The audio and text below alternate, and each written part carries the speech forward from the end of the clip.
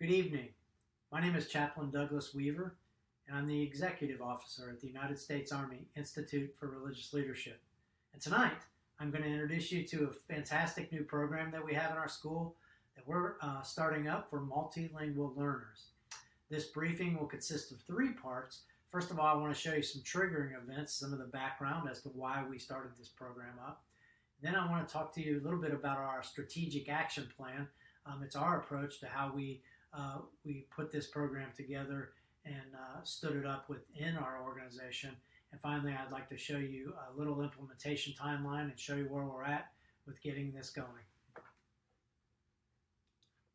First of all, there were some triggering events that were very important in bringing about this program outside. I think every educational institution is always evaluating their own programs internally, and they're also subject to things that happen out there in the operational environment, particularly in the Army. So first of all, the Army policy to recruiting changed dramatically. The Army Foreign Policy Language Recruiting Program was started up in 2022, and that has produced a large increase in multilingual students entering the Army.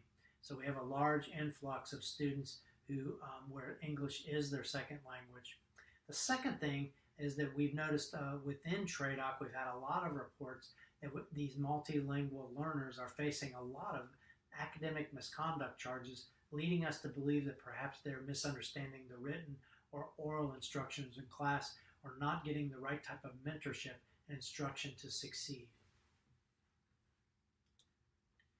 The next thing that's very important is to understand Army regulation when it comes to language skills. First of all, Army Regulation 600-20 designates English as the operational language of the Army. Well, what does that really mean? It means that a soldier's operational communication must be understood by everyone within his unit. Therefore, all mission-related communication must happen in English. Lastly, the TRADOC commander has a vision for all students in Army training and educational institutions, and that is that they would graduate prepared for success in the operational Army. The implied task there is that their language skills would meet the standards for them to be successful in the operational Army. So those factors together led the TRADOC commander to the point where he ordered us. In fact, he ordered all schools and educational institutions within the TRADOC system to start up multilingual learning programs, and he issued us new guidance on how to do that. So what you see here is the TRADOC commander actually issued us an order to initiate the multilingual learning program. Like I said, he did that because there's a large influx of multilingual learners now entering Army schools and entering the Army. A lot of them have shown some difficulties in past getting situated within our institutions and becoming successful, but most importantly, he wants them and has a vision for them to be successful in the future in the operational Army. So we are subordinate. The United States Army Institute of Religious Leadership receives commands. Our Commandant receives his commands from the TRADOC commander, and below that's working for the Commandant will be the multilingual learning program manager within our own institution running that program. Next, I'd like to talk to you a little bit about internally. We put together a strategic action plan to bring this program to fruition. Really, the Army is a team of teams. We're always working in a collaborative nation, professionals working together to solve problems. So this is nothing new for us. But I did want to point that out, that there is a specific plan in place within our institution to actually initiate this program, and it really highlights several key directorates who need to work together. First of all, we have our own leadership, the Commandant and the Command Sergeant Major and the Director of Training and Leadership Development. We have our Training and Development Division. We have our Director of Resource Management, because we have to have funds to make some purchases and have the necessary equipment ready for students. And then we have our Information and Automation Division starting that equipment up. And then we'll also talk about the role and the importance of the MLL Program Manager in the rest of the briefings here. First of all, as I've already spoken about, on 9 August 2023, the TRADOC commander issued an order for us to start up a multilingual learner program at the United States Army Institute of Religious Leadership. Within the guidance for that order is that we were to initiate an asset-based approach and change the culture within our institution, that our cadre, our instructors and developers, all of the staff, the faculty and staff at our school would be able to view multilingual learners for the great value that they bring to our classroom. Next is our resource management division. They will be spending $8,000. One of the things we need to do is bring some educational technology into the classroom for those students. So each of them will now have an iPad, which will have internet access so that they can use Google Translate and other things like that. They'll bring these items, will have these access to these items in the classroom, and they will be fully functional as a part of our action plan.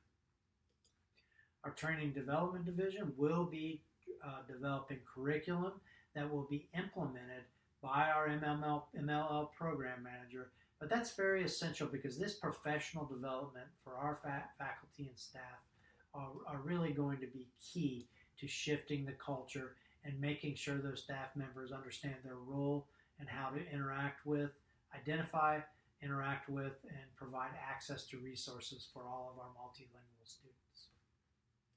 Like I said briefly before, our information automation division will play the role of making sure those iPads are functional and the networks are live when those students are walking into the classrooms. Our multilingual learner program manager is going to play an important role in terms of validating and long-term sustaining the program.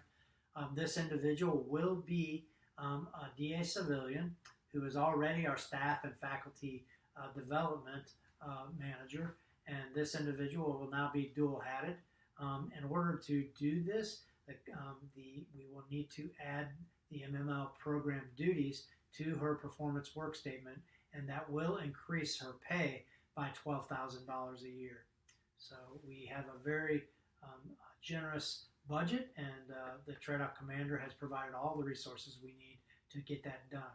The program manager will conduct the training for the staff and faculty before the 15th of December, and then between the 1st of January and the 15th March, they will be preparing for our site-assisted visit when TRADOC will be sending a team down from Fort Eustis to validate that we stood up the program according to all of their guidelines.